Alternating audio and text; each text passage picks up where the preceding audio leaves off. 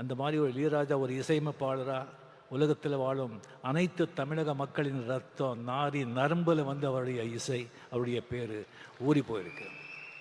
இப்போ ஜஸ்ட் ஒரு நோட் அடித்தாலும் எப்படி நீங்கள் பிடிச்சி இது பண்ணுறீங்க பாருங்கள். ஒரு 70s 80s 90s வந்து ஒரு போட்ட பெட்டுகள், ஒரு பாட்டுகள் இப்போ கூட ஒரு ஃபிலிமில் வந்து ஒரு 2-3 பாட்டு போட்டு அந்த படம் சூப்பர் ஹிட் ஆகிடும். இப்போ கூலியில் கூட 2 பாட்டு நம்ம அதை நம்ம பயன்படுத்திக்கிட்டோம். ஸோ அந்த மாதிரி ஒரு அந்த அவர் இசையமைப்பாளர் இளையராஜா அவர்களை பற்றி எல்லாருக்கும் தெரியும்.